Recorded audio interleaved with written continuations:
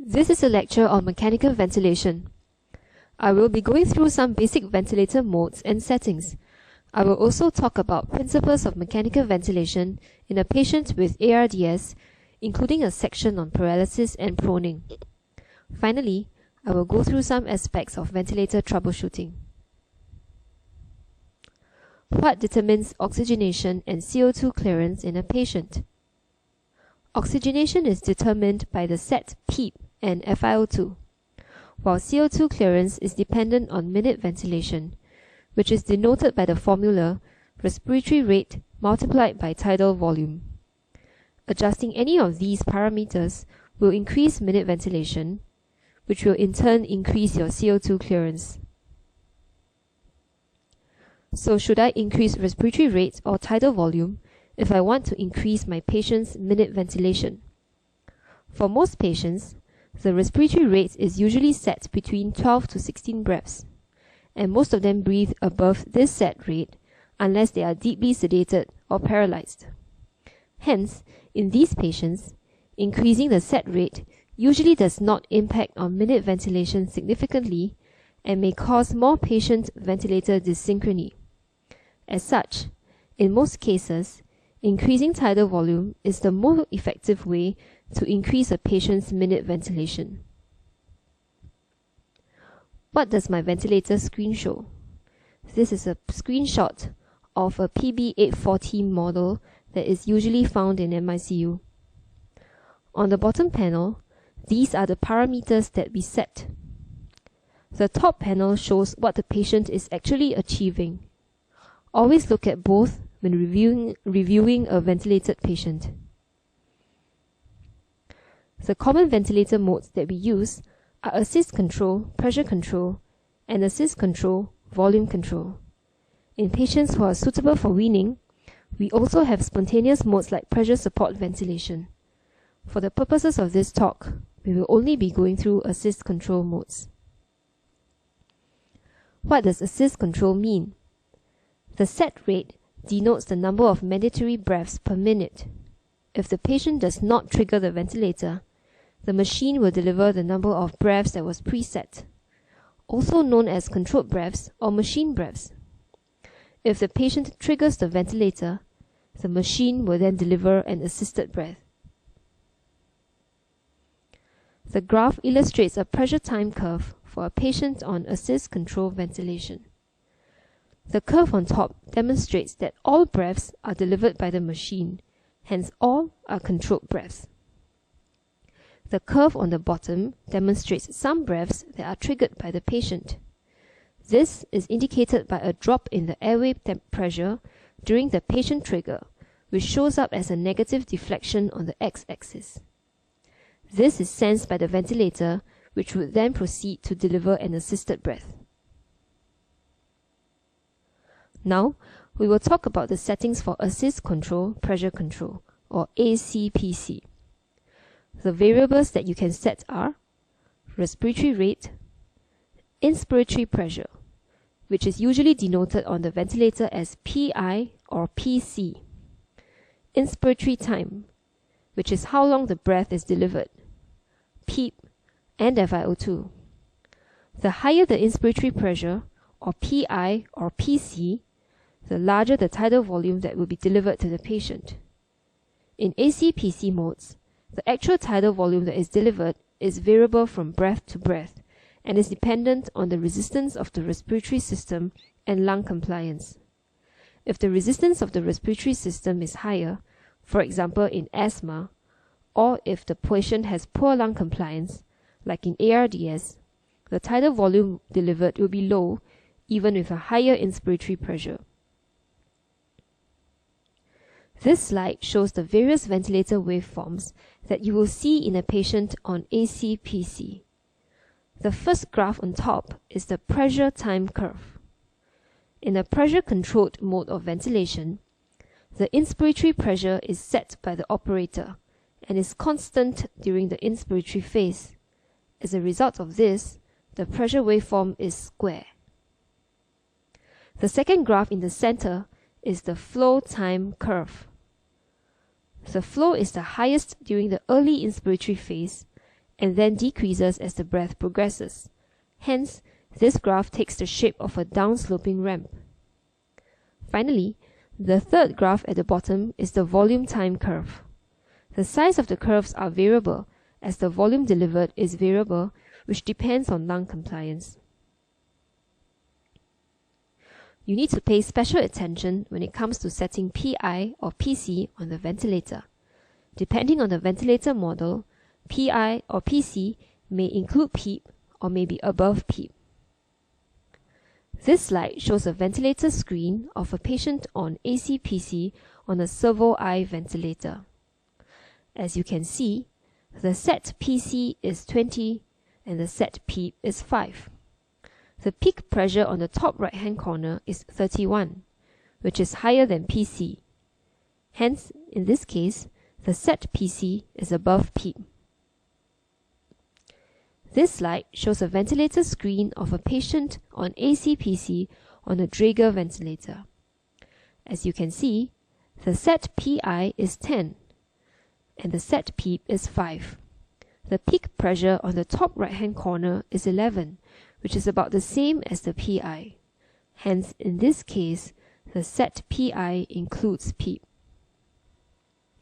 This slide summarizes what we just discussed.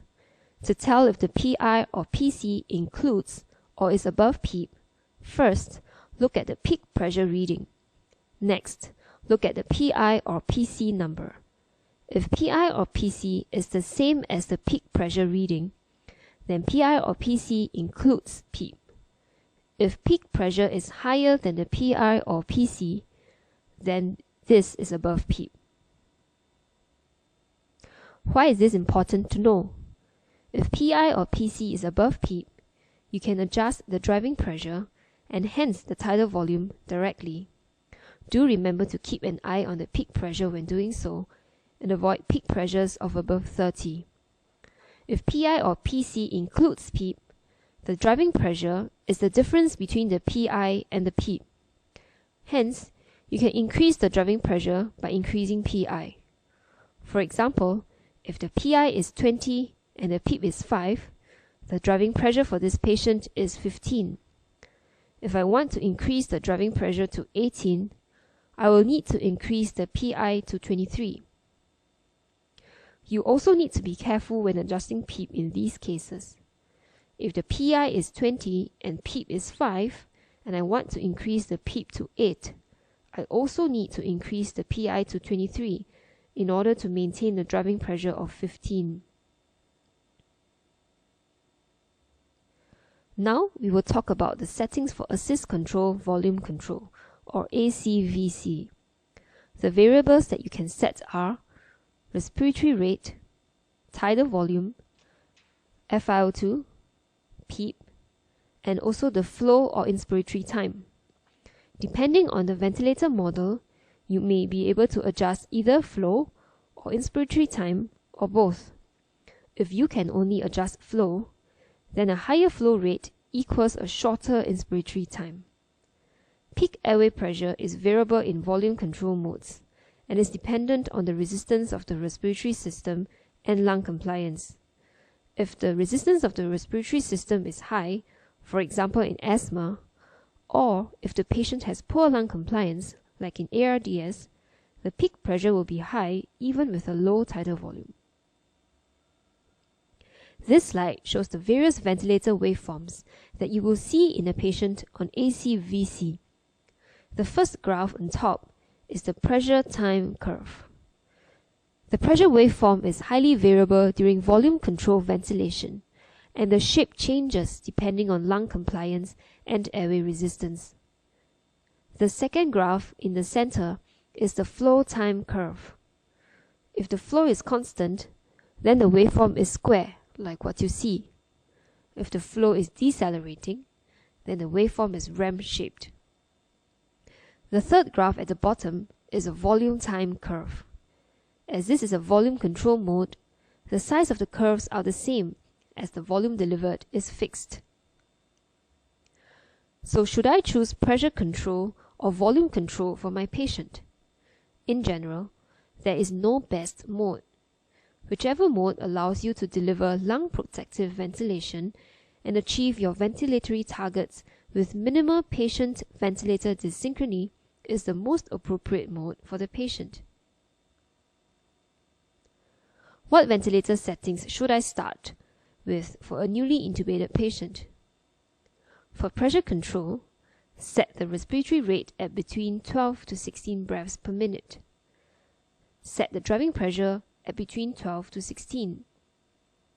Titrate this number accordingly to achieve the tidal volume that you want. Set the inspiratory time at between 0.8 to 1.1 seconds. For FiO2, start at 100% and then wean down gradually. For PEEP, we usually start with a minimum of 5, but if extensive consolidation is seen on chest X-ray or if the patient is obese, you may want to start with a higher PEEP. For volume control, again, we usually set the respiratory rate at between 16 to 20 breaths. Set the tidal volume based on the patient's ideal body weight. Remember to keep an eye on the peak pressure when doing so. Generally, we aim our peak pressure to be below 30.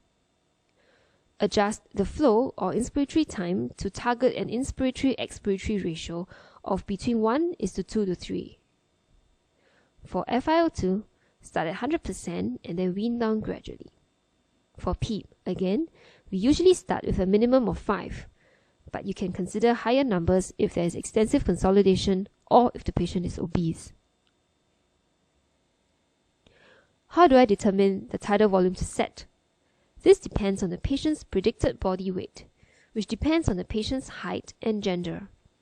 There are online calculators where you can key in the patient's gender and height, and it will tell you the patient's predicted body weight.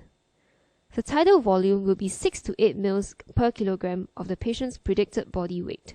Hence, for a patient with a predicted body weight of 60 kilograms, the tidal volume should be between 360 mL to 480 mL. If you are on pressure control mode, adjust the driving pressure such that the delivered tidal volume is within your targets. For patients with ARDS, we usually follow the ARTSNet principles for lung protective ventilation. This has been proven in trials to reduce mortality. The lung protective strategies are tidal volume of between 6 to 8 mL per kilogram of predicted body weight, plateau pressure of less than 30, and PEEP titration based on the ARTSNet PEEP and FiO2 tables. The ventilatory targets that we aim for in ARDS are as follows. We target a SpO2 of between 88 to 92%, a PaO2 of between 58 to 80 millimeters of mercury. We also practice permissive hypercapnia, in which we allow the PaCO2 to climb as long as the arterial pH is maintained above 7.2. Permissive hypercapnia is important as we ventilate patients in ARDS with low tidal volumes. Hence, it is not unexpected that in these patients, the PaCO2 will climb. Hence, we tolerate a higher PaCO2 as long as the pH is above 7.2, so that we can continue lung protective ventilation in these patients. These are the PEEP FiO2 tables from ARTSNet.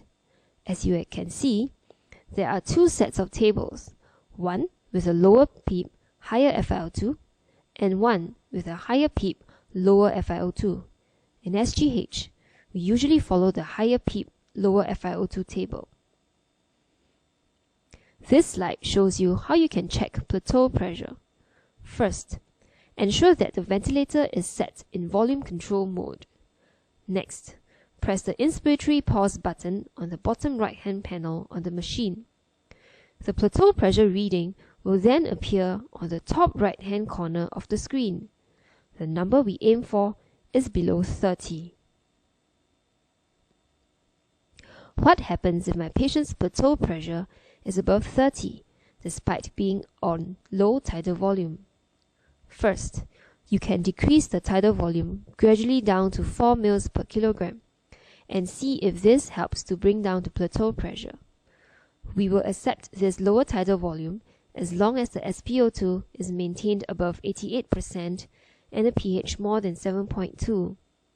If your patient was on the higher PEEP, lower FiO2 table, you can also consider switching to the lower PEEP FiO2 table. What happens if I still cannot achieve plateau pressure of less than 30, or if I cannot maintain SpO2 above 88% for my patient? First, ensure that there are no confounding factors such as patient ventilator dysynchrony or the presence of fluid overload. If these factors have been excluded, then the next step is to consider the need for paralysis and prone ventilation. The indications for paralysis in a patient with ARDS are as follows: refractory hypoxemia despite optimizing PEEP, significant patient ventilator dysynchrony despite adequate sedation. Now, we will talk about how to initiate paralysis for your patient. First, do a baseline train of 4 monitoring. The baseline value is the lowest milliampere that gives the strongest 4 twitches of the thumb. This value should be documented clearly in the patient's notes. This is how you apply the leads for train of 4 monitoring. The first electrode is placed along the ulnar nerve, under the crease of the wrist. The second electrode is placed distally along the ulnar nerve. It may be easier to remember that the red electrode is attached here and is closer to the heart. Start at 10 milliamperes and increase the current in increments of 10 until 4 twitches are observed in the thumb. Increase until the largest response is seen.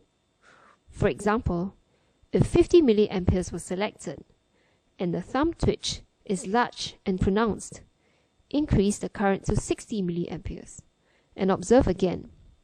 If the response is the same as at 50 milliamperes, decrease back to 50, and this is the patient's baseline value, which is the value that should be documented in the patient's notes. The table on the right shows the percentage of receptors that are blocked when a patient is paralyzed. The target is for 2 out of 4 twitches to be present for adequate paralysis and not for a complete absence of twitches. When we paralyze patients, we also put them on bispectral index or BIS monitoring to monitor the depth of sedation. This is to avoid the unpleasant sensation of being aware yet unable to move. The BIS electrodes are applied on the patient's forehead, and the reading can be seen on the ICU monitor on the right. We usually aim for a BIS value of between 40 to 60 in these patients. To start paralysis, first, ensure that the patient is adequately sedated. If BIS monitoring is available, aim for a BIS of 40 to 60. If BIS is not available, aim for a RASS score of -5. Give a loading dose of 0.5 milligrams per kilogram of atracurium over 30 minutes, followed by an atracurium infusion rate of 0.3 to 0.6 milligrams per kilogram per hour. For example, if you have a 60 kilogram patient, you will give a loading dose of 30 milligrams and follow on with an infusion rate of 20 milligrams per hour. Check the train of 4 1 hour after initiating paralysis and aim for 2 out of 4 twitches. If more than 2 twitches are seen, increase atracurium dose by 10%. If less than 2 twitches are seen, decrease the atracurium dose by 10%. If you make any adjustments to the atracurium dose, recheck train of 4 30 minutes after making the change. If the infusion rate has been stable for 2 tests, you can then monitor train of 4 every 4 hours. Watch out for complications while patients are paralyzed. These include gastric stasis. Hence, it is important to monitor NG aspirates. If NG aspirates are high, you may need to consider reducing the feeding rate or adding on a motility agent like Maxalon. Other complications to look out for include constipation, pressure ulcers, and corneal abrasions. Ensure that the eyes are fully shut. Tape if necessary, and prescribe eye gel if needed. Finally, to reduce the risk of ICU-associated weakness, use the lowest effective dose of atracurium for the shortest possible duration of time. Another intervention we can consider for refractory hypoxemia in ARDS is proning the patient. Proning the patient helps to improve oxygenation by reducing VQ mismatch. For this to be effective, we usually prone for at least 16 hours a day. These are the contraindications to proning. In short, do not prone a patient who is unstable or whom you think has a chance of collapse in the next few hours. You should not prone a patient with massive hemoptysis, as it is difficult to suction a patient adequately in the prone position.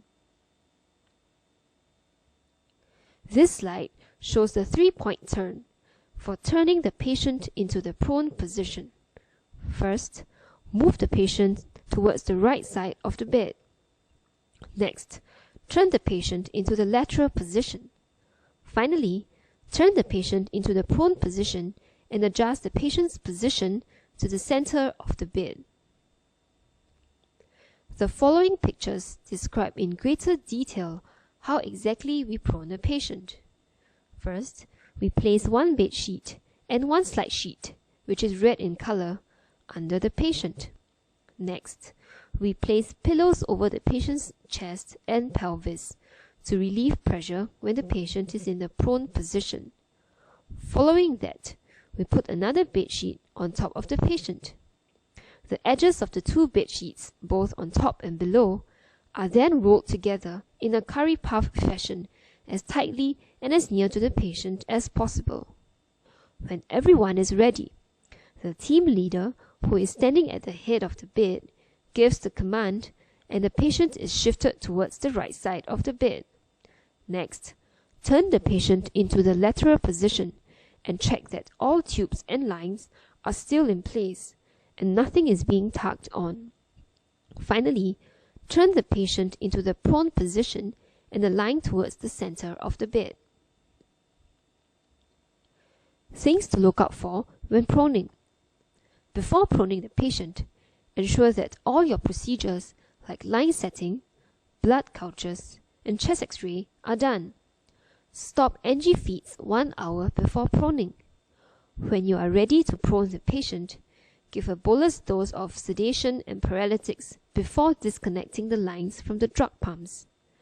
Ensure that the ETT and the patient's lines are all properly secured and there is sufficient length of the tubings to avoid these from being tugged on.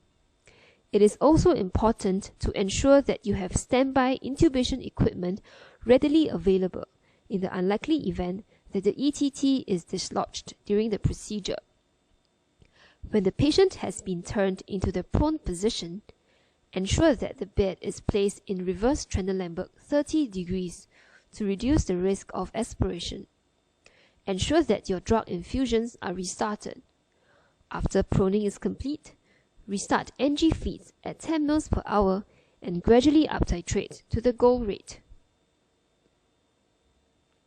When in the prone position, check the position of the hands, anterior leg region, and toes, and cushion any pressure points if needed to avoid pressure ulcers. Perform 2-hourly repositioning of the head, hands, and legs. Rotate into positions A, B, C, and D. Ensure that the patient's shoulders are relaxed and dropped towards the chest to avoid injury to the brachial plexus. To turn the patient back to the supine position after 16 hours, move the patient towards the left side of the bed, turn the patient into the lateral position, and followed by the supine position. The following pictures describe in greater detail how we turn a patient back into the supine position.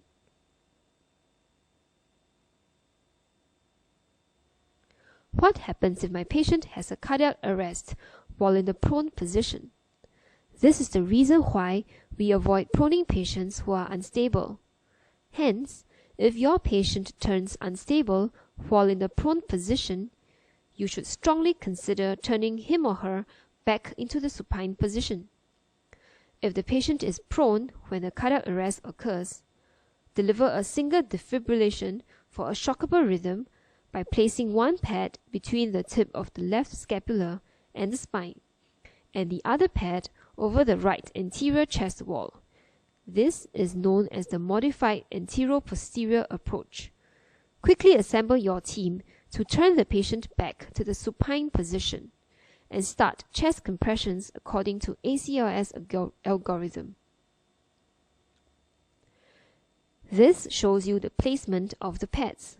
One pad is placed between the tip of the left scapula and the spine, and the other pad over the right anterior chest wall, one in front and one behind.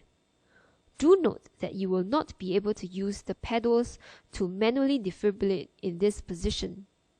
You will need to use the pads that allow for automatic defibrillation by pressing a button. Now, we will move on to troubleshooting of ventilator alarms. This is a pressure waveform of a ventilated patient. The baseline of these curves denotes the PEEP. The highest point of this curve shows the peak inspiratory pressure.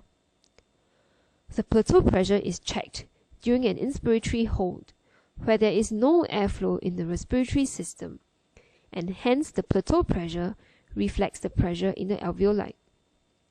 The difference between peak and plateau pressure is the resistance in the respiratory system. If there is a compliance issue, both the peak airway pressure and the plateau pressure will rise concurrently. Similarly, when the lung compliance improves, peak airway pressure and the plateau pressure will drop concurrently. These are the possible causes of a drop in lung compliance. Problems with lung parenchyma such as ARDS, pneumonia, or ILD. Diseases affecting the pleura such as pneumothorax or large pleural effusions. Chest wall disorders like kyphoscoliosis do not affect lung compliance per se, but affects chest wall compliance. Finally, obesity and other causes of significant abdominal distension, such as intestinal obstruction or large masses, can also affect chest wall compliance. If there is a resistance issue, only the peak airway pressure will rise, but the plateau pressure will remain the same. Hence, the gap between peak and plateau pressures will increase. Similarly, when the resistance problem has been solved, peak airway pressure will come down. These are the possible causes of a rise in resistance. Circuit issues like kinks in ventilator circuit, a damp or blocked HME or expiratory filters, or kinked, partially obstructed, and small-sized ETTs can cause the resistance to rise. Patient issues like bronchospasm and secretion buildup also results in a resistance issue. These are the common ventilator alarms and issues that you are likely to face in the ICU, and we will be going through these one by one. High peak pressures can be caused by either resistance or compliance issues. If you encounter a patient with a high peak pressure alarm, it is important to run through all of these differentials. First, examine the patient and ensure that the patient is not coughing or fighting the ventilator. Suction the patient and ensure that there is no secretion buildup. Check that the HME is not blocked.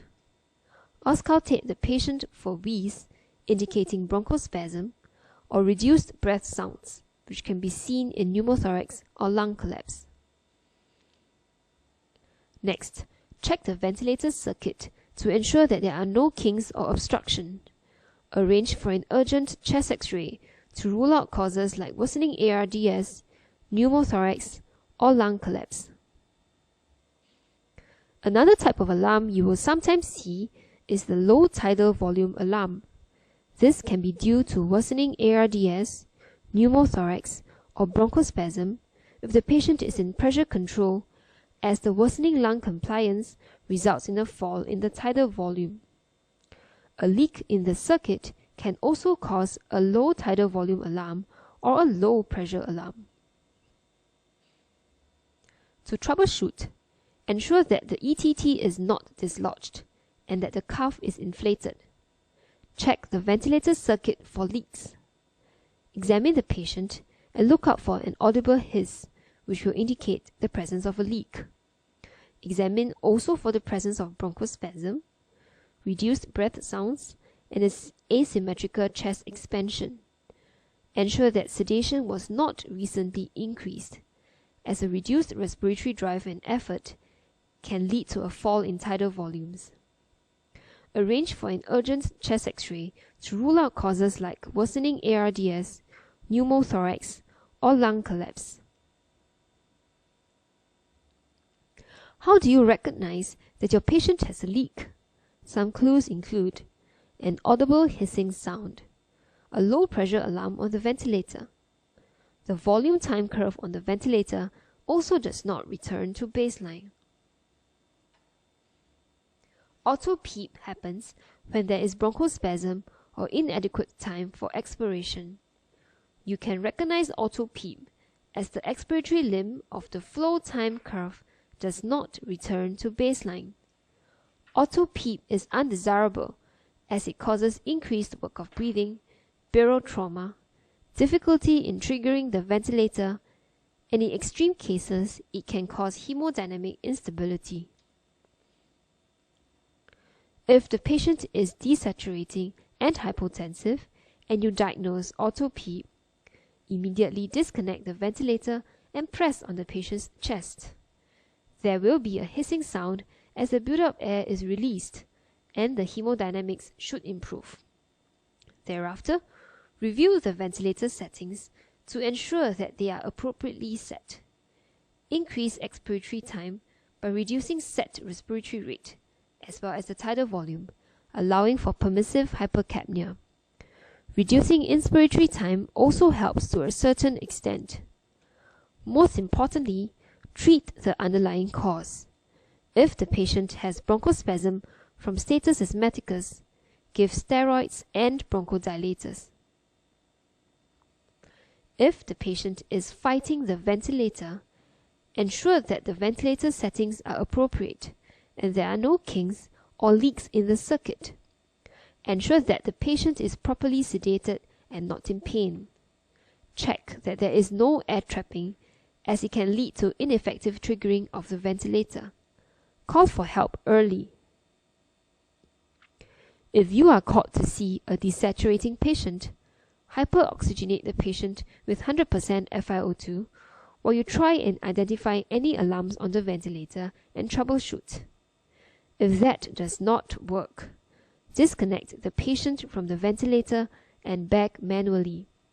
In the meantime, examine the patient and go through all the possible differentials. Arrange for an urgent chest X-ray and call for help early.